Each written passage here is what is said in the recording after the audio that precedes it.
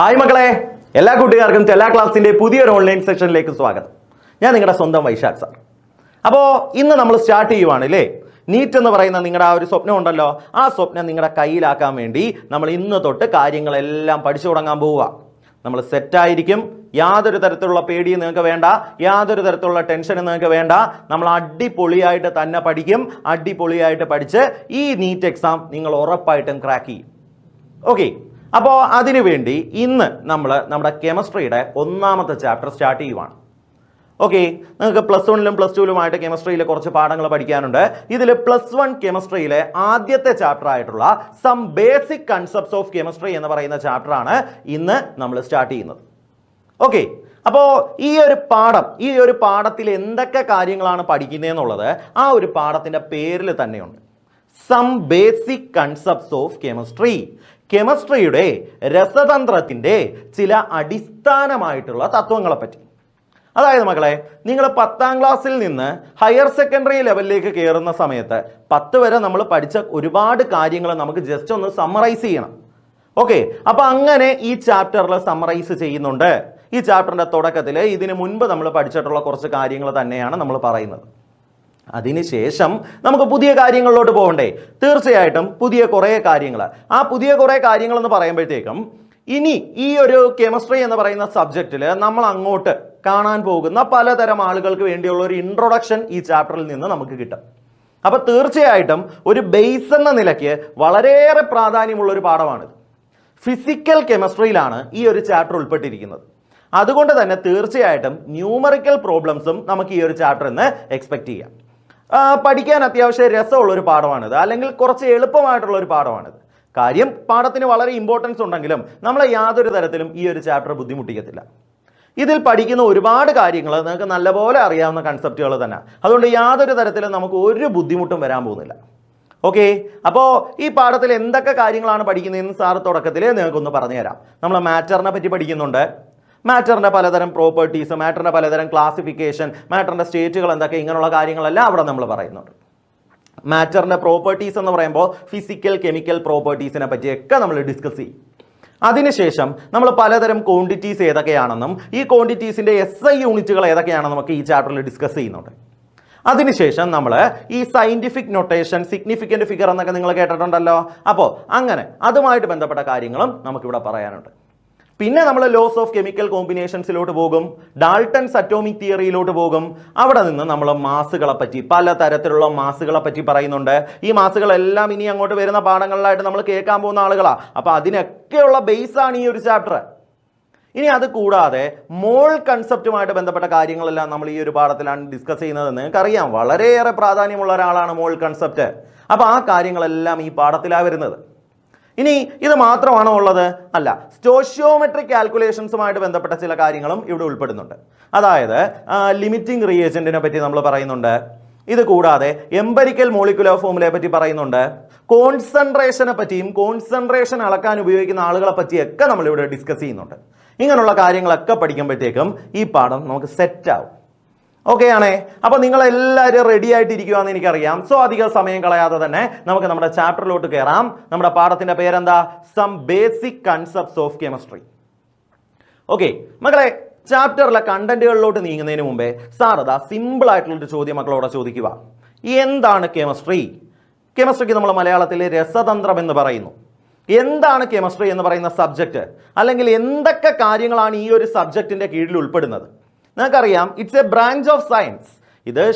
ഇതൊരു ശാസ്ത്രശാഖയാണ്, അല്ലെങ്കിൽ സയൻസ് എന്ന് പറയുന്ന വളരെ വലിയൊരു ഫീൽഡിന്റെ ഒരു കുഞ്ഞു ബ്രാഞ്ച് ആണ് എന്ത്? കെമിസ്ട്രി എന്ന് പറയുന്നത്.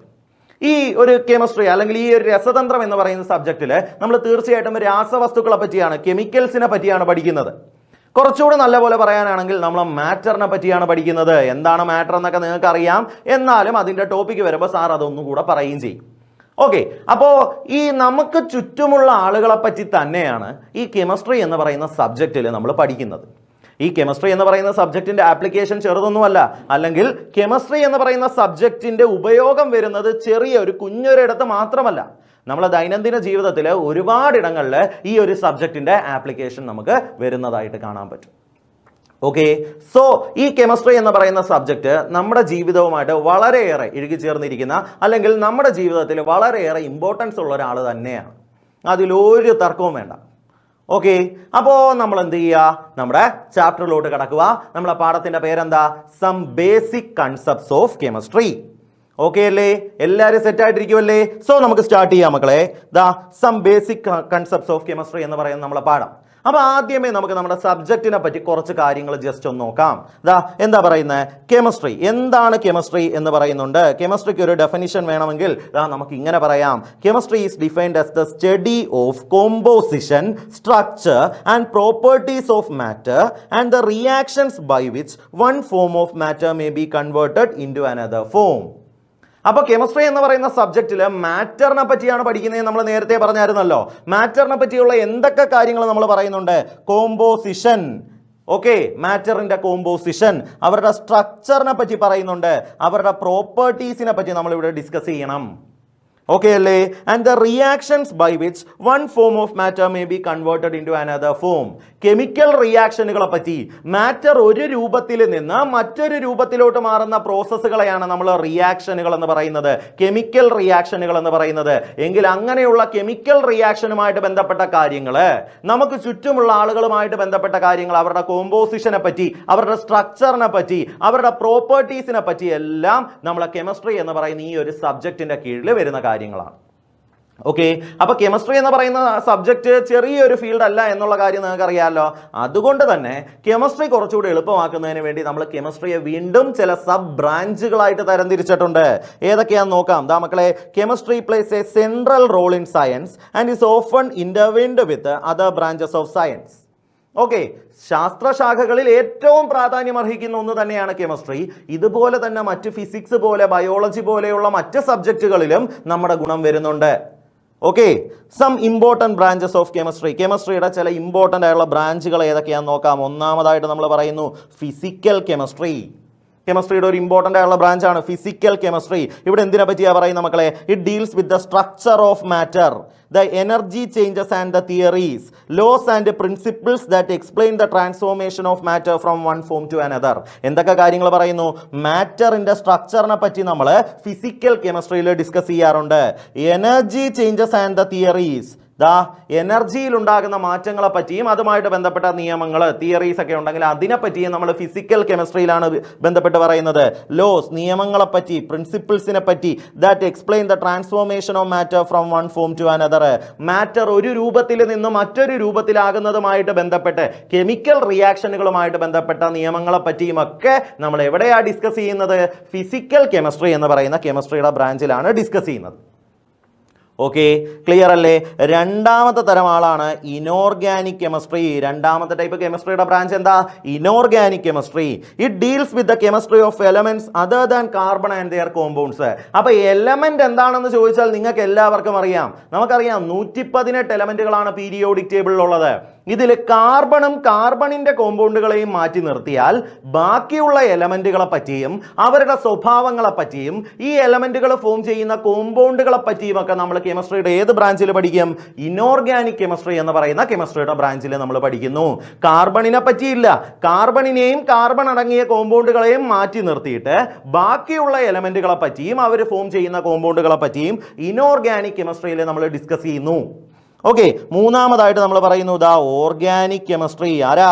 ഓർഗാനിക് കെമിസ്ട്രി എന്താണ്? It deals with the chemistry of carbon and carbon compounds. നിങ്ങൾക്ക് എല്ലാവർക്കും കേൾക്കാൻ നേരം പേടി തോന്നുന്ന ഒരാളാണെന്ന് തോന്നുന്നു ഓർഗാനിക് കെമിസ്ട്രി. ശരിക്കും ഇവൻ ആളൊരു പഞ്ചപാവോ.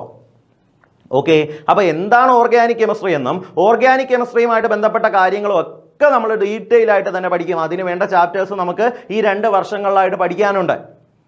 അപ്പോൾ നിങ്ങൾ മനസ്സിലാക്കുക, കാർബണും കാർബൺ അടങ്ങിയ കോമ്പൗണ്ടുകളെയും പറ്റി പഠിക്കുന്ന കെമിസ്ട്രിയുടെ ബ്രാഞ്ചാണ് എന്ത്? ഓർഗാനിക് കെമിസ്ട്രി എന്ന് നിങ്ങൾ മനസ്സിലാക്കുക. അതിനുശേഷം നാലാമതായിട്ട് നമ്മൾ പറയുന്ന മക്കളെ അനലിറ്റിക്കൽ കെമിസ്ട്രി. എന്താണ് analytical chemistry? It deals with the separation, extraction, identification and quantitative determination of the composition of different substances. പലതരം ആളുകളുടെ സെപ്പറേഷൻ, വേർതിരിക്കലിനെ പറ്റി, എക്സ്ട്രാക്ഷൻ, അവരുടെ പ്യുവർ ഫോമിലോട്ട് മാറ്റിയെടുക്കുന്ന പ്രോസസ്സുകളെ പറ്റി, ഐഡന്റിഫിക്കേഷൻ, തിരിച്ചറിയുന്നതിന് വേണ്ടി നമ്മൾ ഉപയോഗിക്കുന്ന ടെക്നിക്കുകളെ പറ്റി, പിന്നെ അവരുടെ ക്വാണ്ടിറ്റേറ്റീവ് ഡിറ്റർമിനേഷൻ എന്ന് വെച്ചാൽ ഒരു ആളിനെ തന്നിട്ട് അതിനകത്തുള്ള ആളുകളുടെയൊക്കെ കമ്പോണന്റുകളുടെയൊക്കെ അളവ് കണ്ടുപിടിക്കുന്നതിനെ പറ്റി. ഇങ്ങനെയുള്ള കാര്യങ്ങളെല്ലാം നമ്മൾ കെമിസ്ട്രിയുടെ ഏത് ബ്രാഞ്ചിലാണ് ഡിസ്കസ് ചെയ്യാൻ പോകുന്നത്? അനലറ്റിക്കൽ കെമിസ്ട്രി എന്ന് പറയുന്ന ബ്രാഞ്ചിലാണ് ഡിസ്കസ് ചെയ്യാൻ പോകുന്നത്. ഓക്കെ ആണ് എങ്കിൽ ഇതാ അവസാനമായിട്ട് നമുക്ക് പറയാം ബയോ കെമിസ്ട്രി. മക്കളെ, ബയോ കെമിസ്ട്രി എന്താണ്? ബയോ കെമിസ്ട്രി അല്ലെങ്കിൽ ആരാണ് ബയോ കെമിസ്ട്രി എന്ന് ചോദിച്ചാൽ നമുക്ക് പറയാം it deals with the substances which are constituents of living organisms. ജീവനുള്ള വസ്തുക്കളുമായി ബന്ധപ്പെട്ടിരിക്കുന്ന ആളുകളെ പറ്റി, മോളിക്യൂളുകളെ പറ്റി ഒക്കെ പഠിക്കുന്ന കെമിസ്ട്രിയുടെ ബ്രാഞ്ചാണ് എന്ത്? Bio chemistry. ഓക്കെ, ക്ലിയർ ആണ്. അപ്പോൾ ഇങ്ങനെ കെമിസ്ട്രി എന്ന് പറയുന്ന സബ്ജക്റ്റ് വളരെ വലിയൊരു സബ്ജക്റ്റ് ആയതുകൊണ്ടാണ്, വളരെ വലുതെന്ന് വെച്ചാൽ നമ്മൾ ഉദ്ദേശിക്കുന്നത് ഒരുപാട് ഇടങ്ങളിൽ ആപ്ലിക്കേഷൻ ഉള്ള ഒരു സബ്ജക്റ്റ് ആയതുകൊണ്ടാണ് നമ്മൾ കെമിസ്ട്രിയെ വീണ്ടും കുറച്ചുകൂടി എളുപ്പമാക്കുന്നതിന് വേണ്ടി പല പല ബ്രാഞ്ചുകളായിട്ട് തരംതിരിച്ചിരിക്കുന്നത്. ഇത് മാത്രമല്ല, ഇനിയുമുണ്ട് ന്യൂക്ലിയർ കെമിസ്ട്രി, പോളിമർ കെമിസ്ട്രി, അങ്ങനെ പല പല ബ്രാഞ്ചുകളായിട്ട് നമുക്ക് കെമിസ്ട്രിയെ തരംതിരിക്കാൻ പറ്റും. ഓക്കെ, നമ്മളിപ്പോൾ പറയാൻ പോകുന്നത് എന്താണെന്ന് വെച്ചാൽ, അല്ലെങ്കിൽ ഈ പേരുകൾ എടുത്ത് പറഞ്ഞ എന്താണെന്ന് വെച്ചാൽ, ഈ +1ഉം +2ഉം കൊണ്ട് ഈ രീതിയിലുള്ള ചാപ്റ്റേഴ്സ് ആയിരിക്കും നമ്മൾ ഡിസ്കസ് ചെയ്യാൻ പോകുന്നത്, അല്ലെങ്കിൽ ഈ രീതിയിലുള്ള ചാപ്റ്റേഴ്സ് ആയിരിക്കും നമുക്ക് പഠിക്കാനുള്ളത്.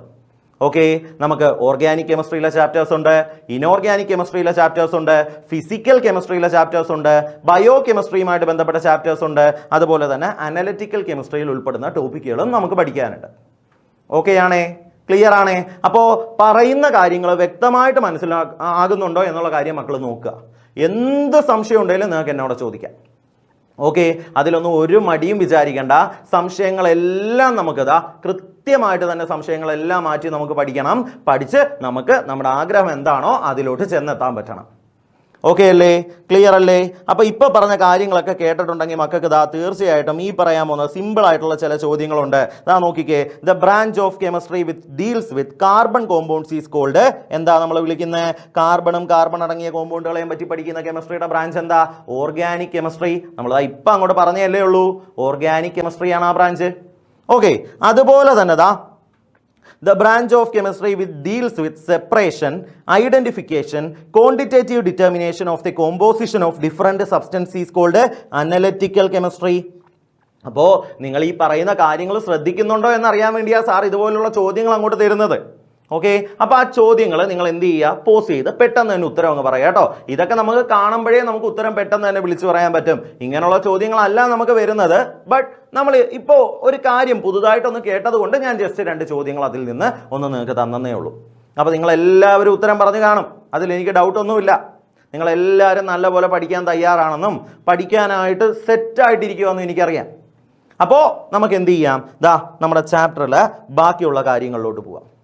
ഒന്നാമതായിട്ട് നമ്മൾ പറയുന്നത് ഇമ്പോർട്ടൻസ് ഓഫ് കെമിസ്ട്രി. കെമിസ്ട്രി എന്ന് പറയുന്ന ഈ ഒരു സബ്ജക്റ്റിൻ്റെ പ്രാധാന്യം എന്തൊക്കെയാണ്?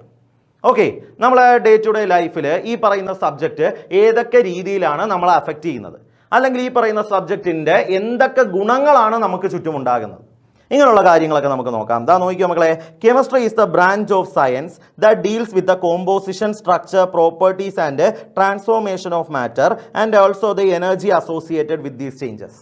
നമ്മൾ ഓൾറെഡി പറഞ്ഞല്ലോ എന്താണ് കെമിസ്ട്രി എന്നുള്ള കാര്യം. നമ്മൾ പറഞ്ഞുകൊണ്ട് എന്താ, മാറ്ററിൻ്റെ നമുക്ക് ചുറ്റുമുള്ള ആളുകളുടെ കോമ്പോസിഷനെ പറ്റി, സ്ട്രക്ചറിനെ പറ്റി, അവരുടെ പ്രോപ്പർട്ടീസിനെ പറ്റി, ആ പ്രോപ്പർട്ടീസ് അല്ലെങ്കിൽ ആ പറയുന്ന മാറ്ററിനുണ്ടാകുന്ന മാറ്റങ്ങൾ, ട്രാൻസ്ഫോർമേഷനെയൊക്കെ പറ്റി പഠിക്കുന്നു. അതുകൂടാതെ അതുമായിട്ട് ബന്ധപ്പെട്ട എനർജിയെ പറ്റി നമ്മൾ ഈ പറയുന്ന ഒരു സബ്ജക്റ്റിനകത്ത് ഡിസ്കസ് ചെയ്യുന്നുണ്ട്. It plays a central role in science and it is often intervened with other branches of science. നമ്മൾ ഓൾറെഡി നേരത്തെ കണ്ടിട്ടുള്ളൊരു സെൻറ്റൻസ് തന്നെയാണ്. Okay, the principles of chemistry are applicable in diverse areas such as weather patterns. നമുക്ക് നോക്കാം, നമ്മുടെ chemistry എന്ന് പറയുന്ന subject പഠിക്കുന്നത് കൊണ്ട് എന്ത് ഗുണമാണ് ഉണ്ടാവുന്നതെന്ന് നമ്മൾ അറിയണ്ടേ. ഇപ്പോൾ ഒരു ഗുണവും ഇല്ലാത്ത കുറേ കാര്യങ്ങൾ നമ്മൾ കേട്ടോണ്ട് എന്തെങ്കിലും ഫലമുണ്ടോ? ഇല്ല. അപ്പോൾ ഈ കെമിസ്ട്രി എന്ന് പറയുന്ന സബ്ജക്റ്റിൻ്റെ application, weather patterns, functioning of brain and operation of a computer, നമ്മുടെ തലച്ചോറിൻ്റെ പ്രവർത്തനം, അതുപോലെ ഒരു കമ്പ്യൂട്ടറുടെ പ്രവർത്തനം, ഇതിൻ്റെ എല്ലാത്തിൻ്റെയും പിറകിൽ കെമിസ്ട്രിയുടെ പല കളികളുണ്ട്. ഓക്കെ ആണേ? Production in chemical industries, manufacturing fertilisers, alkalis, acids, salt, dyes, polymers, drugs. ഈ ഡ്രഗ് എന്ന് കേൾക്കുമ്പോഴത്തേക്കും നിങ്ങൾ നേരെ മയക്കുമരുന്നിൻ്റെ കാര്യമൊന്നും ആലോചിക്കല്ലേ. Chemical സബ്സ്റ്റൻസുകളാണ് drugs. അതിൽ ചില കെമിക്കൽ സബ്സ്റ്റൻസുകൾ നമ്മുടെ ശരീരത്തിൽ ഒരു ഫാർമക്യൂട്ടിക്കൽ ആക്ഷൻ ഉണ്ടാക്കാറുണ്ട്. അങ്ങനെയുള്ളവരെ നമ്മൾ മെഡിസിൻസ് എന്ന് വിളിക്കാറുണ്ട്. മെഡിസിൻസ് ഒക്കെ ശരിക്കും ഡ്രഗുകളാണ് എന്ന് പറഞ്ഞാൽ അത് പുറത്ത് എവിടെയും ചെന്ന് പറയേണ്ട, ആളുകൾ ആ ഒരു രീതിയിലായിരിക്കത്തില്ല അത് എടുക്കുന്നത്. കേട്ടോടാ? ഓക്കെ. അപ്പൊ soap, detergent, metals, alloys including new material. Okay. അപ്പൊ ഇങ്ങനെയുള്ള ഒരുപാട് ആളുകളെ പറ്റി നമ്മൾ ഈ പറയുന്ന കെമിസ്ട്രി എന്ന് പറയുന്ന സബ്ജക്റ്റിന്റെ കീഴിൽ നമ്മൾ പഠിക്കേണ്ടതുണ്ട്. ഓക്കെ. ഇനി chemistry provides methods for the isolation of life saving drugs from natural sources and makes possible synthesis of such drugs. അതിലോട്ട് വരുന്നതിന് മുമ്പേ മക്കളെ, നമുക്കറിയാം നമ്മളൊക്കെ ഏതൊരു കറിയിലും അത്യാവശ്യമായിട്ട് ചേർക്കുന്ന ഉപ്പ് ഒരു കെമിക്കൽ സബ്സ്റ്റൻസ് ആണ്. അവിടം തൊട്ട് ഒരു വ്യക്തിയുടെ അല്ലെങ്കിൽ ഏതെങ്കിലും ഒരാളിൻ്റെ എന്തെങ്കിലും ഒരു വസ്തുവിൻ്റെ അല്ലെങ്കിൽ ഏതെങ്കിലും ജീവനുള്ള ഒരു വസ്തുവിൻ്റെ ജീവൻ നിലനിർത്താൻ അത്യാവശ്യമായിട്ടുള്ള മരുന്നുകൾ പോലും കെമിക്കൽ സബ്സ്റ്റൻസുകളാണ് എന്നിപ്പോൾ നിങ്ങളൊന്ന് ഓർക്കുക. ഓക്കെ. അപ്പോൾ ഇതിൻ്റെ ആപ്ലിക്കേഷൻസ് ചില്ലറയൊന്നുമല്ല. Chemistry provides methods for the isolation of life saving drugs from natural sources. Natural സോഴ്സിൽ നിന്ന്, പ്രകൃതിയിൽ നിന്ന് നമ്മുടെ ജീവൻ ഉപകരിക്കുന്ന തരത്തിലുള്ള പലതരത്തിലുള്ള കെമിക്കലുകൾ, ഡ്രഗ്സിനെ വേർതിരിച്ചെടുക്കുന്നത് പലതരത്തിലുള്ള കെമിക്കൽ പ്രോസസ്സുകളുടെ ഫലമായിട്ടാണ്. അതുപോലെ തന്നെ makes possible synthesis of such drugs. ഇതുപോലെയുള്ള ഡ്രഗ്സ് സിന്തസൈസ് ചെയ്യുന്നതിനും നമ്മൾ കെമിസ്ട്രി എന്ന് പറയുന്ന സബ്ജക്റ്റിൻ്റെ ആപ്ലിക്കേഷൻ ഉണ്ട്. ഇപ്പം നിങ്ങൾ തന്നെ ചിന്തിക്കും, സാർ എന്തിനു വേണ്ടിയാണ് ഈ കാര്യങ്ങളെല്ലാം ഇങ്ങനെ ചുമ്മാ പറഞ്ഞുകൊണ്ടിരിക്കുന്നത്? തീർച്ചയായിട്ടും ഇവിടുന്ന് ഒരു ചോദ്യം ഉണ്ടായോണ്ടായിരിക്കുമല്ലോ. ഒന്നല്ല, പിടിച്ചോ, 2 ചോദ്യങ്ങൾ ഇവിടുന്നുണ്ട്. ഇതാ മക്കളെ നോക്കിക്കോ. അങ്ങനെയുള്ള ചില ഡ്രഗ്സിന് എക്സാമ്പിളുകളാണ് സിസ്പ്ലാറ്റീനും ടാക്സോളും. ഓക്കെ. ആരൊക്കെയാ? സിസ്പ്ലാറ്റീനും ടാക്സോളും. ഈ 2 ഡ്രഗ്സും നമ്മൾ എന്തിനു വേണ്ടി യൂസ് ചെയ്യുന്നു? ക്യാൻസർ തെറാപ്പിക്ക് വേണ്ടി, ക്യാൻസർ ട്രീറ്റ്മെന്റിന് വേണ്ടി നമ്മൾ ഉപയോഗിക്കുന്ന 2 ഡ്രഗ്സ് ആണ് സിസ്പ്ലാറ്റീൻ, ടാക്സോൾ എന്നൊക്കെ പറയുന്നത്. ക്യാൻസർ ട്രീറ്റ്മെന്റിന് വേണ്ടി നമ്മൾ ഉപയോഗിക്കുന്ന ഡ്രഗ്സ് ആണ്. ഓക്കെ. ഇതൊരു പ്രീവിയസ് ഇയർ ക്വസ്റ്റ്യനാ മക്കളെ, ഒന്ന് സ്റ്റാർ ചെയ്ത് വെച്ചോ. ഓക്കെ. അപ്പോൾ ക്യാൻസർ ട്രീറ്റ്മെന്റിന് വേണ്ടി നമ്മൾ ഉപയോഗിക്കുന്ന ഡ്രഗ്സ് ഏതൊക്കെയാ? സിസ്പ്ലാറ്റീൻ, ടാക്സോൾ തുടങ്ങിയവർ. ഓക്കെ ആണേ. ഇനി the drug A Z A T. മക്കളെ, azidothymidine, A Z A T. Okay. Azidothymidine, A Z A T, is used for helping AIDS patients. AIDS രോഗികളെ സഹായിക്കുന്നതിന് വേണ്ടി ഉപയോഗിക്കുന്ന ഒരു ഡ്രഗ് ആണ് A Z A T, azidothymidine. ഇതും ഒരു ക്വസ്റ്റ്യൻ ആണ് മക്കളെ. ഓക്കെ. അപ്പോൾ ഇത് രണ്ടും ഇതിനു മുൻപ് ഇതുപോലെയുള്ള കോമ്പറ്റേറ്റീവ് എൻട്രൻസ് എക്സാമുകൾക്ക് ചോദിച്ചിട്ടുള്ള ഒരു ചോദ്യമാണ്. ഓക്കെ അല്ലേടാ മക്കളെ? ബാക്കി നോക്ക്. സേഫർ ഓൾട്ടർനേറ്റീവ്സ് ടു എൻവയോൺമെന്റലി hazardous refrigerants like CFCs, chlorofluorocarbons responsible for ozone depletion in the stratosphere have been successfully synthesized. അതായത് എന്താ പറയുന്നത്? നമ്മുടെ ഓസോൺ ലെയറിൽ ഉണ്ടാകുന്ന ഡിപ്ലീഷനൊക്കെ കാരണമാകുന്ന ചില ആളുകളുണ്ടല്ലോ, CFCs, ക്ലോറോഫ്ലൂറോകാർബൺസ്, ഇങ്ങനെയുള്ള ആളുകൾ, അതായത് ഇപ്പോൾ റെഫ്രിജറൻസ് പോലെ, എയർ കണ്ടീഷണേഴ്സ് പോലെ തുടങ്ങിയ ആളുകളൊക്കെ പ്രവർത്തിക്കുന്ന സമയത്ത് അവിടെ നിന്ന് മുകളിലേക്ക് ഉയർന്നു പോകുന്ന വാതകങ്ങളാണ് ഈ CFCs, ക്ലോറോഫ്ലൂറോകാർബൺസ്. ആരാണ് CFC എന്ന് മക്കൾക്ക് അറിയാമോ? നമ്മുടെ ക്ലോറിൻ, ഫ്ലൂറിൻ തുടങ്ങിയ ആളുകൾ കടന്നു വരുന്ന തരത്തിലുള്ള മീഥേനെയും ഈഥേനെയും, അല്ലെങ്കിൽ ഇങ്ങനെ പറയാം, മീഥേൻ, ഈഥേൻ തുടങ്ങിയ ഹൈഡ്രോകാർബണുകളെ പറ്റി കേട്ടിട്ടില്ലേ? ഇവർ തരുന്ന ക്ലോറിനും ഫ്ലൂറിനും അടങ്ങിയ ഡെറിവേറ്റീവുകളെയാണ് നമ്മൾ CFCs, ക്ലോറോഫ്ലൂറോകാർബൺസ് എന്ന് വിളിക്കുന്നത്. ഇവരെ അന്തരീക്ഷത്തിലുള്ള ഓസോൺ ലെയർ ഡിപ്ലീഷൻ ഒക്കെ കാരണമാകും എന്ന് നമ്മൾ കേട്ടിട്ടുണ്ട്. എന്നാൽ ഇവിടെ നമ്മൾ എന്താ ചെയ്യുന്നത്? ഈ പറയുന്ന നമ്മളെ കെമിസ്ട്രി എന്ന് പറയുന്ന സബ്ജക്റ്റിന്റെ ആപ്ലിക്കേഷന്റെ ഫലമായിട്ട് ഈ ക്ലോറോഫ്ലൂറോ കാർബൺസിനൊക്കെ പകരം സേഫർ ആയിട്ടുള്ള മറ്റ് ഓൾട്ടർനേറ്റീവ്സിനെ നമ്മൾ എന്ത് ചെയ്തിട്ടുണ്ട്? കണ്ടുപിടിച്ചിട്ടുണ്ട്. അപ്പോൾ ഇങ്ങനെയുള്ള ഗുണങ്ങളൊക്കെ എന്ത് കാരണം? കെമിസ്ട്രി എന്ന് പറയുന്ന നമ്മുടെ സബ്ജക്റ്റ് കാരണം ഉണ്ടായിട്ടുണ്ട്. ഓക്കെ ആണേ? ക്ലിയർ ആണേ? അപ്പോൾ അതൊന്ന് കറക്റ്റായിട്ട് മനസ്സിലാക്കുക മക്കളെ. അപ്പോൾ ഇവിടെ നിന്ന് പ്രധാനമായിട്ട് നമ്മളെടുത്ത നീറ്റ് എക്സാമിന് ചോദിച്ചുള്ള ചോദ്യങ്ങൾ ഈ സിസ്പ്ലാറ്റീൻ, ടാക്സോൾ തുടങ്ങിയ ആളുകളുടെ കേസ്, ക്യാൻസർ ട്രീറ്റ്മെന്റിന് വേണ്ടി നമ്മൾ ഉപയോഗിക്കുന്ന ഡ്രഗ്സ് ഏതൊക്കെയാണെന്നുള്ളൊരു ചോദ്യം വന്നിട്ടുണ്ട്. അതുപോലെ തന്നെ എയ്ഡ്സ് പേഷ്യൻസിന് വേണ്ടി നമ്മൾ യൂസ് ചെയ്യുന്ന ഡ്രഗ് ഏതാണ്? അത് അസിഡോതൈമിഡീൻ, എ ഇസ് എ ടി. ഇത് രണ്ടും ഇതിനു മുൻപ് ക്വസ്റ്റ്യൻ ആയിട്ട് വന്നിട്ടുണ്ട്. ഓക്കെ അല്ലേ? ക്ലിയർ അല്ലേ? അപ്പോൾ ഈ പറഞ്ഞ കാര്യം മക്കൾക്ക് നല്ലപോലെ കിട്ടിയെങ്കിൽ നമുക്കിതാ ഒരു ചോദ്യം, ഒരു സിമ്പിൾ ആയിട്ടുള്ള ചോദ്യം. Which of the following is A chemical fertiliser? താഴെ തന്നിരിക്കുന്നതിൽ ഏതാണ് ഒരു കെമിക്കൽ ഫെർട്ടിലൈസർ?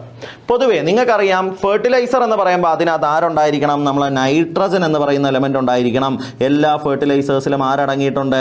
നൈട്രജൻ എന്ന് പറയുന്ന നമ്മുടെ എലമെന്റ് അടങ്ങിയിട്ടുണ്ട് ഇല്ലേ? അപ്പോൾ നമുക്കറിയാം യൂറിയ എന്ന് പറയുന്ന ആളിനെ എടുക്കുവാണെങ്കിൽ മക്കളെ, യൂറിയയുടെ ഫോമുല എന്താണെന്ന് അറിയോ നിങ്ങൾക്ക്? NH2CONH2. ഇതാണ് യൂറിയ. യൂറിയക്ക് വേറൊരു പ്രത്യേകതയുണ്ട്. ആരെങ്കിലും പെട്ടെന്നൊന്ന് പറയാമോ എന്താ യൂറിയയുടെ പ്രത്യേകത? ആദ്യമായിട്ട് ആർട്ടിഫിഷ്യലി ലാബിൽ സിന്തസൈസ് ചെയ്ത ഓർഗാനിക് കോമ്പൗണ്ട് ആണ് യൂറിയ എന്ന് പറയുന്നത്. ആദ്യമായിട്ട് ആർട്ടിഫിഷ്യലി ലാബിൽ സിന്തസൈസ് ചെയ്ത ഓർഗാനിക് കോമ്പൗണ്ട് ആണ് ആര്? യൂറിയ. ഓക്കെ, യൂറിയ കണ്ടുപിടിച്ച ആളുടെ പേരറിയോ? ഫ്രെഡറിക് വൂളർ എന്ന് പറയുന്ന ആളാണ് യൂറിയ കണ്ടെത്തിയത്. ഓക്കെ, അതുപോലെ തന്നെ സോഡിയം നൈട്രേറ്റ്. മക്കളെ, സോഡിയം നൈട്രേറ്റിന്റെ formula NaNO3. Sodium nitrate, nitrate എന്നാ പറയുന്നത്. നൈട്രൈറ്റ് ആണെങ്കിൽ NaNO2. Sodium nitrate NaNO3. Ammonium sulphate. മക്കളെ, അമോണിയം സൾഫേറ്റ് ഏതാ? NH4 twice SO4. Okay, ammonium sulphate NH4 2 times SO4. അപ്പോൾ ഈ പറയുന്ന ആളുകളിൽ ആരൊക്കെയാണ് കെമിക്കൽ ഫെർട്ടിലൈസർ എന്ന് വെച്ചാൽ മക്കളെ, യൂറിയ ഒരു കെമിക്കൽ ഫെർട്ടിലൈസർ ആണ്, സോഡിയം നൈട്രേറ്റ് ഒരു കെമിക്കൽ ഫെർട്ടിലൈസർ ആണ്, അമോണിയം സൾഫേറ്റും ഒരു കെമിക്കൽ ഫെർട്ടിലൈസർ ആണ്. സോ ഓൾ ഓഫ് ദീസ് ആണ് നമ്മുടെ answer. Option D. Option D ആണ് നമ്മുടെ ശരി ഉത്തരം. ഈ പറയുന്ന ആളുകളെല്ലാം എന്തിന് എക്സാമ്പിൾ ആണ്? കെമിക്കൽ ഫെർട്ടിലൈസറിന് എക്സാമ്പിളുകളാണ്. കിട്ടിയോ? ഓക്കെ അല്ലേ? ക്ലിയർ അല്ലേ? അങ്ങനെയാണെങ്കിൽ ഇതാ നമുക്ക് നേരെ എന്ത് ചെയ്യാം? നമ്മുടെ അടുത്ത ടോപ്പിക്കിലോട്ട് പോവാം. ഓക്കെ, കണ്ടന്റ് വൈസ് ഈ പാഠത്തിൽ നമ്മൾ ഏറ്റവും പ്രാധാന്യം കൊടുക്കുന്ന ആളുകളിലോട്ട് നമ്മൾ കടക്കുവാണ്. നമ്മൾ ആദ്യമായിട്ട് ആരെ പറ്റിയാണ് പഠിക്കുന്നത്? നമ്മുടെ മാറ്ററിനെ പറ്റിയാണ് പഠിക്കുന്നത്. ഓക്കെ, ആദ്യമായിട്ട് നമ്മൾ മാറ്ററിനെ പറ്റി പഠിക്കുന്നു. മാറ്ററിന് മലയാളത്തിൽ നമ്മൾ എന്താ മക്കളെ പറയേണ്ടത്? ദ്രവ്യം എന്നാണ് നമ്മൾ മാറ്ററിന് മലയാളത്തിൽ പറയുന്നത്. ഓക്കെ, മാറ്റർ എന്താണെന്നൊക്കെ നിങ്ങൾക്ക് എല്ലാവർക്കും അറിയാം. നമ്മൾ പണ്ട് കാലം തൊട്ടേ പഠിച്ചു വെച്ചിരിക്കുന്ന ഒരു ഡെഫിനിഷൻ ഉണ്ട്. Anything that has mass and need space to occupy is called a matter. മക്കളെ, മാസ് ഉള്ളതും ഒക്കുപ്പൈ ചെയ്യാൻ സ്പേസ് ണ്ടതുമായിട്ടുള്ള ആളുകളെയാണ് നമ്മൾ എന്തെന്ന് വിളിക്കേണ്ടത്? മാറ്റർ എന്ന് വിളിക്കേണ്ടത്. ആ ഡെഫിനിഷൻ ദാ നിങ്ങളുടെ മുമ്പിൽ കാണാം. Anything that has mass and occupy space is called matter. അപ്പോൾ മാറ്റർ എന്താണെന്നുള്ള കാര്യം നിങ്ങൾക്ക് അറിയാലോ. ആരെയാ ഈ മാറ്റർ എന്ന് വിളിക്കുന്നത്? ശരിക്കും പറഞ്ഞാൽ നമുക്ക് ചുറ്റും നമ്മൾ കാണുന്ന എല്ലാ ആളുകളും മാറ്ററിന് എക്സാമ്പിളുകളാണ്. നമുക്ക് ചുറ്റും നമ്മൾ കാണുന്ന ഏതൊരാളെ നിങ്ങൾ നോക്കിയാലും അതെല്ലാം മാറ്റർ ആണ്. കാര്യം അവർക്ക് എല്ലാവർക്കും എന്തുണ്ട്? ഒന്ന്, ഒരു മാസ് ഉണ്ട്. രണ്ടാമതായിട്ട് അവർക്ക് എല്ലാവർക്കും വോളിയം ഉണ്ടായിരിക്കും. ഇനി മാസ് എന്താ, വോളിയം എന്താന്നൊക്കെ മക്കളെ നിങ്ങൾക്ക് അറിയാമല്ലോ. ആരെയാ മാസ് എന്ന് വിളിക്കുന്നത്? എന്താ? ഒരു മാറ്ററിൽ അടങ്ങിയിരിക്കുന്ന പാർട്ടിക്കിൾസിന്റെ അളവിനെയാണ് നമ്മൾ മാസ് എന്ന് വിളിക്കുന്നത്. The amount of particles present in matter. ഒരു മാറ്ററിൽ അടങ്ങിയിരിക്കുന്ന പാർട്ടിക്കിൾസിന്റെ അളവാണ് അതിന്റെ മാസ് എന്ന് പറയുന്നത്. ഈ മാസ് എന്ന് കേൾക്കുമ്പോൾ അതുമായിട്ട് കൺഫ്യൂഷൻ വരുന്ന മറ്റൊരാളുണ്ട്, വെയിറ്റ്. ഓക്കെ, എന്താ വെയിറ്റ് എന്ന് വെച്ചാൽ എർത്ത് ഏതൊരു വസ്തുവിനെയും അതിൻ്റെ സെന്ററിലേക്ക് അട്രാക്ട് ചെയ്യുന്നുണ്ട്. ഇതിനെയാണ് നമ്മൾ ഗ്രാവിറ്റി എന്ന് വിളിക്കുന്നത്, ഇല്ലേ? അപ്പോൾ എർത്ത് ഒരു വസ്തുവിനെ, മാസ് ഉള്ള ഒരു വസ്തുവിനെ എത്ര ഫോഴ്സ് കൊണ്ടാണോ എർത്ത് അതിൻ്റെ സെന്ററിലേക്ക് അട്രാക്ട് ചെയ്യുന്നത് അതിനെയാണ് ആ വസ്തുവിൻ്റെ വെയിറ്റ് എന്ന് വിളിക്കുന്നത്. വെയിറ്റ് എന്ന് പറഞ്ഞാൽ ആക്ച്വലി ഒരു ഫോഴ്സ് ആണ് മക്കളെ. എർത്ത് ഏതെങ്കിലും ഒരു വസ്തുവിലേക്ക് എക്സേർട്ട് ചെയ്യുന്ന ഫോഴ്സ് ആണ് ആ വസ്തുവിൻ്റെ വെയിറ്റ് എന്ന് പറയുന്നത്. കിട്ടിയോ? ഓക്കെ അല്ലേ? അപ്പോൾ ഒരാൾ മാസ് ആകണമെങ്കിൽ, ഒരാൾ ഒരു മാറ്റർ എന്ന് വിളിക്കണമെങ്കിൽ തീർച്ചയായിട്ടും ഒന്നാമത്തെ കാര്യം അവർക്ക് എന്തുണ്ടായിരിക്കണം? ഒരു മാസ് ഉണ്ടായിരിക്കണം. രണ്ടാമതായിട്ട് വോളിയം. എന്താ വോളിയം എന്ന് വെച്ചാൽ ഒരു വസ്തുവിന് ഇരിക്കാൻ ആവശ്യമുള്ള സ്ഥലത്തിനെയാണ് വോളിയം എന്ന് വിളിക്കുന്നത്. The space required for matter to occupy. ഒരു മാറ്ററിന് ഇരിക്കാൻ ആവശ്യമുള്ള സ്ഥലമാണ് അതിൻ്റെ വോളിയം. കിട്ടിയോ? ഓക്കെ അല്ലേ?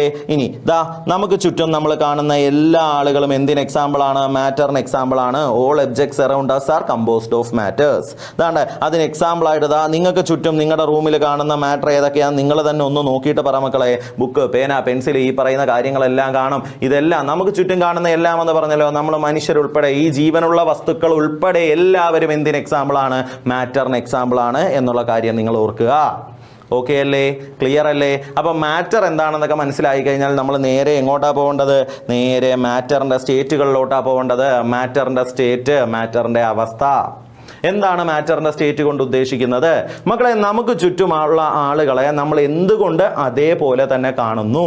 തീർച്ചയായിട്ടും അതിനെ സ്വാധീനിക്കുന്ന രണ്ട് ഘടകങ്ങളാണുള്ളത്. ഒന്ന് ടെമ്പറേച്ചർ. ഓക്കെ, നിങ്ങൾ എപ്പോഴെങ്കിലും ചിന്തിച്ചിട്ടുണ്ടോ? H2O എന്ന് പറയുന്ന ആള് ഫ്രീസറിനുള്ളിൽ വെക്കുമ്പോൾ എന്തുകൊണ്ട് ഐസ് എന്ന രൂപത്തിൽ കാണുന്നു, പുറത്ത് വെക്കാൻ നേരം എന്തുകൊണ്ട് വാട്ടർ എന്ന രൂപത്തിൽ കാണുന്നു എന്ന് ചോദിച്ചാൽ അതിൻ്റെ ഉത്തരം രണ്ട് പേരുകൾ നമുക്ക് പറയാം. ഒന്ന് ടെമ്പറേച്ചർ, രണ്ട് പ്രഷർ. ഓക്കെ, ഈ ടെമ്പറേച്ചർ, പ്രഷർ എന്ന് പറയുന്ന രണ്ട് ഫാക്ടേഴ്സ് ആണ് നമുക്ക് ചുറ്റുമുള്ള മാറ്ററിനെ ഏത് രൂപത്തിലാണ് നമ്മൾ കാണേണ്ടത് എന്നുള്ള കാര്യം തീരുമാനിക്കുന്നത്. ഓക്കെ, അപ്പം മാറ്ററിനെ ഏത് രൂപത്തിലാണോ നമുക്ക് ചുറ്റും കാണുന്നത് ആ രൂപത്തിനെയാണ് നമ്മൾ മാറ്ററിന്റെ സ്റ്റേറ്റ് എന്ന് വിളിക്കുന്നത്. അല്ലെങ്കിൽ ടെമ്പറേച്ചറിനും പ്രഷറിനും അനുസരിച്ച് ഒരു മാറ്ററിനെ നമ്മൾ ഏത് രൂപത്തിലാണോ കാണുന്നത് അതിനെ നമുക്ക് ആ മാറ്ററിന്റെ സ്റ്റേറ്റ് എന്ന് വിളിക്കാം. കിട്ടിയോടാ? ഓക്കെ അല്ലേ? അപ്പോ അങ്ങനെ മാറ്ററിന്റെ സ്റ്റേറ്റ് തീരുമാനിക്കുന്ന ആളുകൾ ടെമ്പറേച്ചറും പ്രഷറുമാണ് എന്നുള്ള കാര്യം നമുക്ക് മനസ്സിലായി.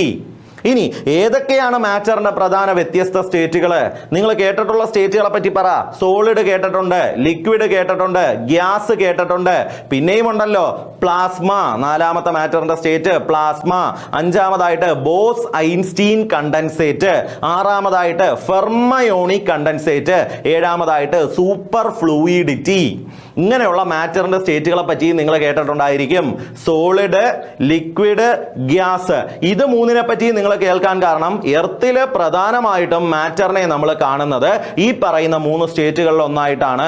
ഒന്നുകിൽ സോളിഡ് ആയിട്ടോ അല്ലെങ്കിൽ ലിക്വിഡ് ആയിട്ടോ അല്ലെങ്കിൽ ഗ്യാസ് ആയിട്ടോ ആണ്.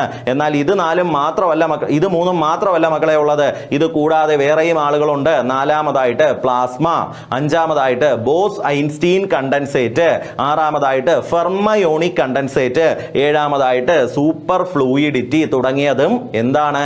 മാറ്ററിന്റെ വ്യത്യസ്ത സ്റ്റേറ്റുകളാണ്. പക്ഷെ നമുക്ക് ആകെ പഠിക്കാനുള്ളത് സോളിഡിനെയും ലിക്വിഡിനെയും ഗ്യാസിനെയും പറ്റി മാത്രമേ ഉള്ളൂ. NCERT-യിൽ നമ്മൾ ഈ പറയുന്ന മൂന്നാളുകളെ പറ്റി മാത്രമേ ഡിസ്കസ് ചെയ്യുന്നുള്ളൂ. സോ ഒന്നാമതായിട്ട് മാറ്ററിന്റെ സ്റ്റേറ്റുകളിൽ ഒന്നാമതായിട്ട് നമ്മൾ പറയുന്നു സോളിഡ് സ്റ്റേറ്റ്. എന്താ മക്കളെ സോളിഡ് സ്റ്റേറ്റ്? സോളിഡ് സ്റ്റേറ്റിന് ഒരു ഡെഫിനിഷൻ ആയിട്ട് നമുക്ക് ഇങ്ങനെ പറയാം: the state of matter that has definite volume and definite shape. കൃത്യമായ ഷേപ്പും കൃത്യമായ വോളിയവുമുള്ള മാറ്ററിന്റെ സ്റ്റേറ്റിനെയാണ് നമ്മൾ സോളിഡ് സ്റ്റേറ്റ് എന്ന് വിളിക്കുന്നത്. ഓക്കെ, അപ്പോൾ ഒരാൾ സോളിഡ് സ്റ്റേറ്റിൽ ഇരിക്കുവാണെങ്കിൽ നമുക്ക് പറയാൻ പറ്റും ദേ ഹാവ് ഡെഫിനിറ്റ് ഷേപ്പ്, ഒന്ന് ദേ ഹാവ് ഡെഫിനിറ്റ് വോളിയം, രണ്ട്. ഇത് രണ്ട് നമുക്ക് ഉറപ്പിച്ച് പറയാൻ പറ്റും. ഇനി ലിക്വിഡ് സ്റ്റേറ്റ് എന്ന് പറയുമ്പോഴത്തേക്ക് അവിടെ നമ്മൾ ഓർക്കേണ്ട കാര്യം എന്താ? അവർക്ക് കൃത്യമായ ഷേപ്പ് ഉണ്ട് കൃത്യമായ വോളിയം ഉണ്ട് ബട്ട് നോ ഡെഫിനിറ്റ് ഷേപ്പ്. മക്കളെ, ഒരു മാറ്ററിനെ നിങ്ങൾ എടുക്കുന്ന സമയത്ത് അവർക്ക് കൃത്യമായ ഒരു ഷേപ്പ് കാണാൻ പറ്റുന്നില്ല. തീർച്ചയായിട്ടും അങ്ങനെ ലിക്വിഡുകളുടെ കേസിൽ നമ്മൾ നോക്കുവാണെങ്കിൽ ലിക്വിഡിനെ നമ്മൾ ഏത് പാത്രത്തിലാണോ നിറച്ച് വെക്കുന്നത് ആ പാത്രത്തിന്റെ ഷേപ്പ് ആയിരിക്കും ലിക്വിഡ് സ്വീകരിക്കുന്നത്. എന്നാൽ കൃത്യമായൊരു വോളിയം ഇല്ലേ? ലിക്വിഡ്സിന് കൃത്യമായൊരു വോളിയം ഉണ്ടായതുകൊണ്ടാണ് നമ്മൾ പെട്രോൾ പമ്പിൽ ചെല്ലാൻ 1 ലിറ്റർ പെട്രോൾ എന്ന് പറയാൻ പറ്റുന്നത്. ഓക്കെ, അല്ലെങ്കിൽ 1 ലിറ്റർ വെള്ളം, അര ലിറ്റർ എണ്ണ, ഇങ്ങനെയൊക്കെ നമ്മൾ പറയുന്നത് എന്തുകൊണ്ടാ? ലിക്വിഡുകൾക്ക് കൃത്യമായ വോളിയം ഉള്ളത് കൊണ്ടാണ്. പക്ഷെ അവർക്ക് എന്തില്ല? കൃത്യമായ ഒരു ഷേപ്പ് ഇല്ല എന്നുള്ള കാര്യം നിങ്ങൾ ഓർക്കുക. അപ്പൊ സോളിഡും ലിക്വിഡും നമ്മൾ പറഞ്ഞ ഗ്യാസ് എന്താണെന്ന് പെട്ടെന്നൊന്നും ചിന്തിച്ചിട്ട് പറ മക്കളെ, നിങ്ങളെ കൊണ്ട് പറ്റും. എന്താ ഗേഷ്യസ് സ്റ്റേറ്റിനെ പറ്റി ചിന്തിക്കുമ്പോൾ നമുക്ക് മനസ്സിലാവുന്ന കാര്യം, അവർക്ക് കൃത്യമായ ഷേപ്പ് ഉണ്ടോ? ഇല്ല. കൃത്യമായ വോളിയം ഉണ്ടോ? ഇല്ല. അപ്പൊ കൃത്യമായ ഷേപ്പും കൃത്യമായ വോളിയവും ഇല്ലാത്ത ആളുകളെയാണ് നമ്മൾ ഗേഷ്യസ് സ്റ്റേറ്റ് എന്ന് വിളിക്കുന്നത്. അതാണ് neither definite shape nor definite volume എന്ന് നമ്മൾ പറയുന്നത്. കിട്ടിയോ? അപ്പൊ മാറ്ററിന്റെ സ്റ്റേറ്റിനെ പറ്റി ഏറ്റവും ബേസ് ആയിട്ട് നിങ്ങൾ മനസ്സിലാക്കേണ്ട കാര്യം solid state they have a definite shape and definite volume. ഇനി ഇത് മാത്രമാണോ? അല്ല. സോളിഡ് സ്റ്റേറ്റിൽ ഇരിക്കുന്ന പാർട്ടിക്കിളുകളെ പറ്റി ചിന്തിക്കടാ. എന്താ? പാർട്ടിക്കിളുകളെല്ലാം റെഗുലർ കൃത്യമായി അറേഞ്ച് ചെയ്തിട്ടുണ്ട്. റെഗുലർ ഓർഡർ ഓഫ് പാർട്ടിക്കിൾസ്, അല്ലെങ്കിൽ കൃത്യമായ രീതിയിൽ ടൈറ്റ്ലി പാക്ഡ് എന്നൊക്കെ നമുക്ക് അവിടെ പറയാൻ പറ്റും സോളിഡ്സിന്റെ കേസിൽ. ഇനി പാർട്ടിക്കിളുകൾ കൃത്യമായ രീതിയിൽ ഇങ്ങനെ അടുക്കി വെച്ചിരിക്കുന്നത് കൊണ്ട് തന്നെ അവർക്കിടയിലുള്ള ഫോഴ്സ് ഓഫ് അട്രാക്ഷൻ വളരെ കൂടുതലായി. അവർക്കിടയിലുള്ള സ്പേസ്, ഇന്റർ മോളിക്കുലാർ സ്പേസ് വളരെ കുറവായിരിക്കും. ഓക്കെ, ഇനി പാർട്ടിക്കിളുകൾ ഇങ്ങനെ അടുത്തടുത്തിരിക്കുന്നു, അവർക്കിടയിൽ സ്പേസ് ഒന്നുമില്ല, നല്ല അട്രാക്ഷനിലാണ് അവർ ഇരിക്കുന്നത്. ഇതുകൊണ്ട് തന്നെ ഈ പാർട്ടിക്കിൾസിന് മൂവ് ചെയ്യാൻ സാധിക്കില്ല. അപ്പോൾ സോളിഡ് സ്റ്റേറ്റിൽ ഇരിക്കുന്ന ആളുകളുടെ കേസിൽ കൈനറ്റിക് എനർജി, മൂവ് ചെയ്യുന്നതുമായിട്ട് ബന്ധപ്പെട്ട എനർജിയിലെ കൈനറ്റിക് എനർജി വളരെ കുറവായിരിക്കും. അവർക്ക് മൂവ് ചെയ്യാൻ പറ്റത്തില്ല. പക്ഷെ സോളിഡ് സ്റ്റേറ്റിൽ ഇരിക്കുന്ന പാർട്ടിക്കിളുകൾക്ക് മൂവ് ചെയ്യാൻ കഴിയില്ലെങ്കിലും വൈബ്രേറ്റ് ചെയ്യാനുള്ള കഴിവുണ്ട് കേട്ടോ. അവർക്ക് അവിടെ ഇരുന്ന് അവരുടെ മീൻ പൊസിഷനിൽ അല്ലെങ്കിൽ അവരുടെ പൊസിഷനിൽ ഇരുന്നുകൊണ്ട് ഇങ്ങനെ മീൻ എക്സ്ട്രീം പൊസിഷനിലോട്ട് മാറി ടു ആൻഡ് ഫ്രോ മോഷൻ നടത്തി എന്ത് ചെയ്യാൻ പറ്റും? വൈബ്രേറ്റ് ചെയ്യാൻ പറ്റും എന്നുള്ള കാര്യം നിങ്ങൾ ഓർക്കുക. ഇനി ഡിഫ്യൂഷൻ നടക്കുന്നതിന്റെ അളവ്, റേറ്റ് ഓഫ് ഡിഫ്യൂഷൻ ഏറ്റവും കുറവുള്ളത് സോളിഡ് സ്റ്റേറ്റിൽ ഇരിക്കുമ്പോഴായിരിക്കും. ഓക്കെ, അപ്പൊ റേറ്റ് ഓഫ് ഡിഫ്യൂഷൻ ഏറ്റവും കുറവ് എവിടായിരിക്കും? സോളിഡ് സ്റ്റേറ്റിൽ ഇരിക്കുമ്പോഴായിരിക്കും. അതുപോലെ തന്നെ ഈ കംപ്രസ് ചെയ്യാനുള്ള കഴിവ്, അതായത് ഒരു വസ്തുവിലോട്ട് ഞാൻ പ്രഷർ ഉപയോഗിച്ച് അതിന്റെ ഷേപ്പിന് ഡീഫോർമേഷൻ നടത്തുന്നതിനെയാണ് കംപ്രസ് ചെയ്യുക എന്ന് പറയുന്നത്. എങ്കിൽ കംപ്രസ് ചെയ്യാൻ ഏറ്റവും ബുദ്ധിമുട്ട് സോളിഡുകളെ ആയിരിക്കും. സോളിഡ്സ് ആർ ഇൻകംപ്രസിബിൾ എന്ന് നമ്മൾ പഠിച്ചിട്ടുണ്ട്.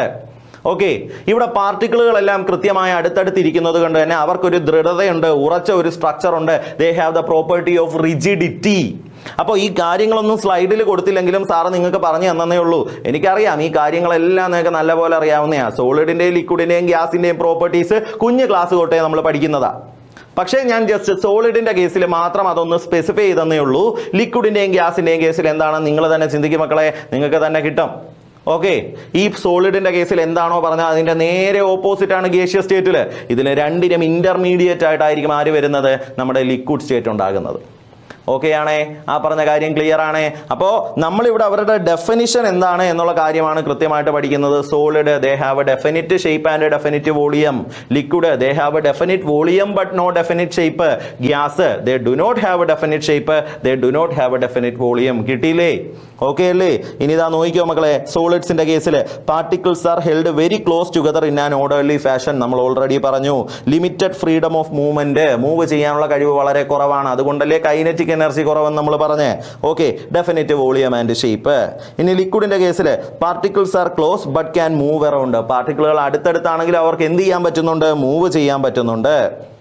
Okay, definite volume but no definite shape. അതാണ് നമ്മൾ പറഞ്ഞത്, take the shape of the container. ഇതിനെ ഏത് പാത്രത്തിലാണോ വെക്കുന്നത് ആ പാത്രത്തിന്റെ രൂപമായിരിക്കും ഇയാൾ എടുക്കുന്നത്. ഇനി gaseous state, particles are far apart and move easily and quickly. Particles വളരെ അകലെയാണ്, അവർക്കിടയിലുള്ള അട്രാക്ഷൻ വളരെ കുറവാണ്, അതുകൊണ്ട് അവർക്ക് നല്ലപോലെ മൂവ് ചെയ്യാൻ പറ്റുന്നു.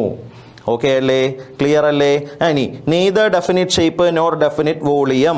ഇനി ഇതാ പറയുന്നത് നോക്കേ, ഒക്കുപ്പൈസ് the entire space of the container. നമ്മൾ ഏത് പാത്രത്തിലാണോ നിറച്ച് വെക്കുന്നത് അത് മൊത്തത്തിൽ ഗ്യാസ് സ്പ്രെഡ് ആവും. അത് നിങ്ങൾ ശ്രദ്ധിക്കേണ്ട ഒരു കാര്യമാണ്. ഒരു ഗ്യാസ് മോളിക്യൂള് അതിന് അവൈലബിൾ ആയിട്ടുള്ള കംപ്ലീറ്റ് വോളിയവും ഒക്കുപ്പൈ ചെയ്യും. അതായത് ഞാനിപ്പോൾ ഒരു ബലൂൺ എടുത്ത് ബലൂൺ ഊതി വീർപ്പിക്കുന്നു. ഇതിലോട്ട് 100 ഗ്യാസ് മോളിക്യൂളുകളെയാണ് ഞാൻ കടത്തി വിടുന്നതെന്ന് വിചാരിക്കുക. ആ 100 ഗ്യാസ് മോളിക്യൂളുകളുടെ നിലവിലെ വോളിയം എന്താ? ബലൂണിന്റെ വോളിയം. ഓക്കെ, ഞാൻ ഈ ബലൂൺ കുത്തിപ്പൊട്ടിക്കുന്നു. ഈ ഗ്യാസ് ഈ റൂം മൊത്തത്തിൽ സ്പ്രെഡ് ആവുന്നെന്നിരിക്കട്ടെ. എങ്കിലും മക്കളെ, ഇപ്പൊ നിലവിൽ ആ 100 ഗ്യാസ് മോളിക്യൂളുകളുടെ വോളിയം എന്താ? നമ്മുടെ ഈ ക്ലാസ് റൂമിന്റെ വോളിയം. കണ്ടോ? അപ്പോൾ ഗ്യാസുകൾ അവർക്ക് അവൈലബിൾ ആയിട്ടുള്ള മൊത്തം വോളിയവും കംപ്ലീറ്റ് ആയിട്ട് ഒക്കുപ്പൈ ചെയ്യും. ഓക്കെ അല്ലേ? അപ്പൊ മാറ്ററിന്റെ സ്റ്റേറ്റുകളെ പറ്റി ജസ്റ്റ് നമ്മളൊന്ന് മനസ്സിലാക്കിയേ ഉള്ളൂ. നമ്മളിവിടെ പ്രധാനമായിട്ടും ഓർക്കേണ്ടത് Inter conversion of States of matter. ഒരു മാറ്ററിനെ എങ്ങനെ ഒരു രൂപത്തിൽ നിന്ന് മറ്റൊരു രൂപത്തിലോട്ട് മാറ്റാൻ സാധിക്കും.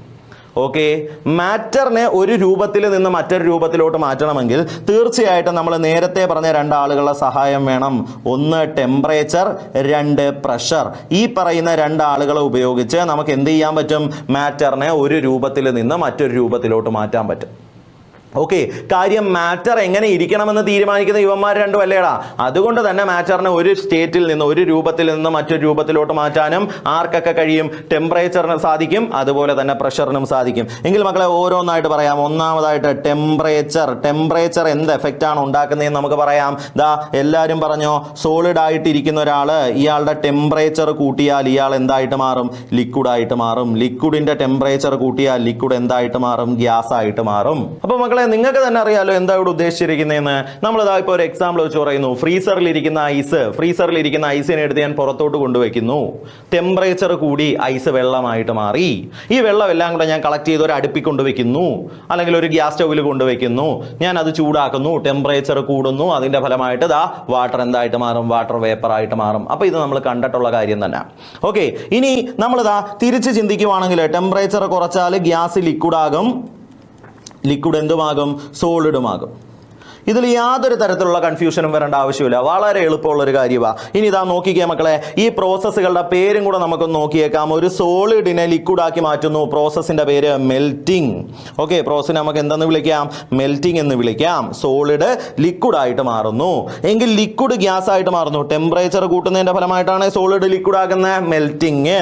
ഓക്കെ, ഇനി ലിക്വിഡ് ഗ്യാസ് ആയിട്ട് മാറുന്നു. വീണ്ടും ടെമ്പറേച്ചർ കൂട്ടിയാൽ ലിക്വിഡ് ഗ്യാസ് ആകും. പ്രോസസ്സിന്റെ പേര് ഇവാപറേഷൻ. ഓക്കെ ആണ്. ഇനി നമ്മൾ തിരിച്ച് ചിന്തിക്കുന്നു. ഒരു ടെമ്പറേച്ചർ കുറച്ച് ഒരു ഗ്യാസിനെ ലിക്വിഡ് ആക്കുന്നു. പ്രോസസ്സിന്റെ പേര് കണ്ടൻസേഷൻ.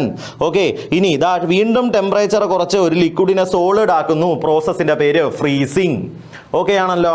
ഞാൻ എന്താ ഡയറക്റ്റ് ആയിട്ട് ഒരു സോളിഡിനെ ഗ്യാസ് ആക്കി മാറ്റുന്നു. പ്രോസസ്സിന്റെ പേര് സബ്ലിമേഷൻ. ഓക്കെ, ഒരു സോളിഡിനെ ഡയറക്റ്റ് ആയിട്ട് ഗ്യാസ് ആക്കി മാറ്റുന്നു. ലിക്വിഡ് സ്റ്റേറ്റ് ഇന്റർമീഡിയറ്റ് ആയിട്ട് ഇല്ലാതെ സോളിഡ് ഡയറക്റ്റ് ആയിട്ട് ഗ്യാസ് ആയിട്ട് മാറുന്നു, സബ്ലിമേഷൻ. എങ്കിൽ മക്കളെ നിങ്ങളതാ നിങ്ങളുടെ ലെക്ചർ നോട്ടിലോട്ട് പെട്ടെന്ന് എഴുതിയെടുത്തോ. സബ്ലിമേഷൻ നടക്കുന്ന ആളുകൾ ആരൊക്കെയാണ് സാർ? പെട്ടെന്നൊന്ന് പറയാം. 1 ക്യാംഫർ കർപ്പൂരം, 2 നാഫ്തലീൻ, 3 ആന്ത്രസീൻ. നാഫ്തലീൻ നിങ്ങൾക്കറിയാം, നാഫ്തലീൻ ബാൾസ്, പാറ്റാ ഗുളിക ഇല്ലേ, നാഫ്തലീൻ. അതുപോലെ ആന്ത്രസീൻ. ഇനി അതുപോലെ അമോണിയം ക്ലോറൈഡ്, സബ്ലിമേഷൻ നടക്കുന്ന ഒരാളാണ് അമോണിയം ക്ലോറൈഡ്. ഓക്കെ, അപ്പൊ ഇങ്ങനെയുള്ള ആളുകൾക്കൊക്കെ സബ്ലിമേഷൻ നടക്കുന്നു. അയഡിൻ, അതുപോലെ അയഡിൻ ഉണ്ട്, അയഡിൻ സബ്ലിമേഷൻ നടക്കുന്ന ആളാണ്. അപ്പൊ അതൊന്ന് ഓർത്ത് വെച്ചാൽ നന്നായിരിക്കും കേട്ടോ. സോളിഡ് ഡയറക്റ്റ് ആയിട്ട് ഗ്യാസ് ആയിട്ട് മാറുന്നു, പ്രോസസ്സിന്റെ പേര് സബ്ലിമേഷൻ. ക്ലിയർ ആണ്.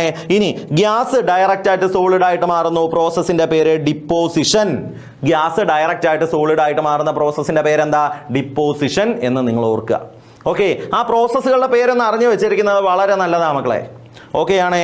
ഇനി രണ്ടാമത്തെ ആള് പ്രഷർ. പ്രഷറിനെ ഉപയോഗിച്ച് നമ്മൾ എന്ത് ചെയ്യാൻ പോവുക? ദാ മാറ്ററിനെ ഒരു സ്റ്റേറ്റിൽ നിന്ന് മറ്റൊരു സ്റ്റേറ്റിലോട്ട് മാറ്റാൻ പോവുക. എങ്കിൽ മക്കളെ ഏതാന്ന് ഓർത്തോ, ദാ ഒരു ഗേഷ്യസ് സ്റ്റേറ്റിൽ ഇരിക്കുന്ന ആളുണ്ട്. ഇതിലോട്ട് പ്രഷർ ഉപയോഗിച്ച് കഴിഞ്ഞാൽ, പ്രഷർ കൂട്ടിക്കഴിഞ്ഞാൽ ഗ്യാസിനെ നമുക്ക് ലിക്വിഡ് ആക്കാൻ പറ്റും. ലിക്വിഡിന്റെ പ്രഷർ കൂട്ടിയാൽ ലിക്വിഡ് വീണ്ടും എന്തായിട്ട്, അല്ലെങ്കിൽ ലിക്വിഡ് എന്തായിട്ട് മാറുന്ന കാണാൻ പറ്റും? സോളിഡ് ആയിട്ട് മാറുന്ന കാണാൻ പറ്റും.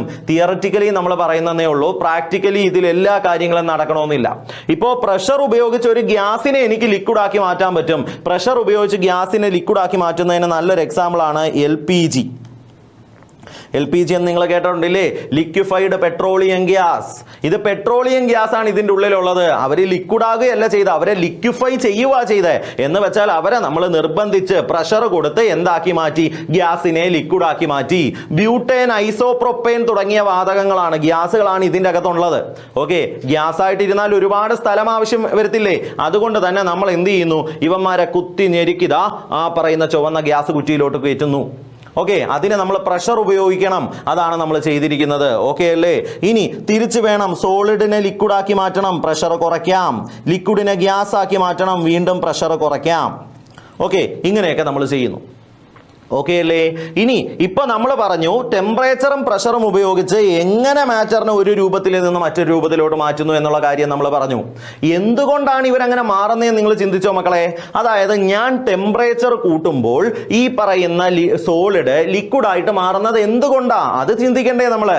ദാ നോക്കിക്കോ, സോളിഡ് സ്റ്റേറ്റിൽ ഇരിക്കുന്ന സമയത്ത് ഈ പാർട്ടിക്കിളുകളെല്ലാം വളരെ വളരെ അടുത്തടുത്തായിട്ടാണ് ഇരിക്കുന്നത്. അപ്പൊ ഈ പാർട്ടിക്കിൾസ് തമ്മിലുള്ള അട്രാക്ഷൻ വളരെ കൂടുതലാണ്. ഞാൻ അങ്ങോട്ടേക്ക് ടെമ്പറേച്ചർ കൊടുക്കുന്നു. ടെമ്പറേച്ചർ കൊടുക്കുന്നതിന്റെ ഫലമായിട്ട് തെർമൽ എനർജി, ടെമ്പറേച്ചർ ഞാൻ കൊടുക്കുമ്പോൾ ഹീറ്റ് അല്ലെങ്കിൽ തെർമൽ എനർജി കിട്ടത്തില്ലേ? ആ തെർമൽ എനർജി ഉപയോഗിച്ച് ഈ അടുത്തടുത്തിരിക്കുന്ന അട്രാക്ഷൻ കൂടിയ മോളിക്യൂളുകളുടെ ഇടയിലുള്ള അട്രാക്ഷൻ നമ്മൾ ഇല്ലാതാക്കുന്നു. ഓക്കെ, ഇപ്പൊ ദാ ഇത് രണ്ടുമാണ്, രണ്ട് മോളിക്യൂളുകൾ അടുത്തടുത്തിരിക്കുന്നതെന്ന് വെച്ചോ. ഇവർ രണ്ടുപേരും അടുത്തടുത്തിരിക്കുന്നതിന്റെ പിന്നിലെ കാര്യം എന്താ? ഇവർക്ക് രണ്ടുപേർക്കും ഇടയിൽ വളരെ അട്രാക്ഷൻ ഉള്ളത് കൊണ്ടാണ്. അപ്പൊ ഈ അട്രാക്ഷൻ ഇല്ലാതാക്കണമെങ്കിൽ ഞാൻ അങ്ങോട്ടൊരു എനർജി കൊടുക്കണം. അതിനുവേണ്ടി ഞാൻ ടെമ്പറേച്ചർ കൂട്ടും, തെർമൽ എനർജി വരും. തെർമൽ എനർജി ഇവർക്കിടയിലുള്ള അട്രാക്ഷൻ കുറയ്ക്കും, ഇവർ ദൂരോട്ട് പോകും. ഇങ്ങനെ സോളിഡ് പാർട്ടിക്കിളുകൾ ലിക്വിഡ് സ്റ്റേറ്റിലോട്ട് മാറുന്നതായിട്ട് കാണാൻ പറ്റും. ലിക്വിഡ് ഗ്യാസ് ആവുന്ന എങ്ങനെയാ? വീണ്ടും ഞാൻ ടെമ്പറേച്ചർ കൊടുക്കുന്നു, തെർമൽ എനർജി വെച്ച് വീണ്ടും അട്രാക്ഷൻ കുറയ്ക്കുന്നു, പാർട്ടിക്കിളുകൾ ദൂരോട്ട് പോകുന്നു, ലിക്വിഡ് ഗ്യാസ് ആയിട്ട് മാറി. കണ്ടോ? ഇതാണ് ടെമ്പറേച്ചർ ഉപയോഗിക്കുമ്പോൾ നടക്കുന്നത്. നമ്മൾ ടെമ്പറേച്ചർ കൂട്ടുന്നതിന്റെ ഫലമായിട്ട് കിട്ടുന്ന തെർമൽ എനർജി ഉപയോഗിച്ച് ഈ പാർട്ടിക്കിളുകളുടെ ഇടയിലുള്ള ഇന്റർ മോളിക്കുലാർ അട്രാക്ഷൻ കുറയ്ക്കുകയും ഇവരെ ദൂരോട്ടാക്കുകയും ചെയ്യുന്നു. ഇനി പ്രഷർ നമ്മൾ എങ്ങനെയാ മക്കളെ അപ്ലൈ ചെയ്യുന്നത്? ദാ പ്രഷർ എങ്ങനെ അപ്ലൈ ചെയ്യുന്നതെന്ന് സാറ് കാണിച്ചു തരാം. ദാ ഒരു പാത്രം, ഈ പാത്രത്തിൽ ഇതാ ഏതോ ഒരു ഗ്യാസ് ഇരിപ്പുണ്ട്. ഗ്യാസ് ആയതുകൊണ്ട് തന്നെ ഈ പാർട്ടിക്കിളുകളുടെ ഇടയിൽ വളരെ സ്പേസ് ഉണ്ടെന്നറിയാമല്ലോ. ഇങ്ങോട്ട് ഞാനൊരു പിസ്റ്റൺ ഘടിപ്പിച്ച് പിസ്റ്റൺ താഴോട്ട് താക്കുന്നു എന്ന് വെച്ചാൽ പ്രഷർ കൊടുക്കുന്നു, പ്രഷർ കൂട്ടുന്നു. പ്രഷർ കൂട്ടാൻ ഈ ഗ്യാസ് മോളിക്യൂളുകൾക്ക് ആകെ ചെയ്യാൻ പറ്റുന്ന കാര്യം എന്താ?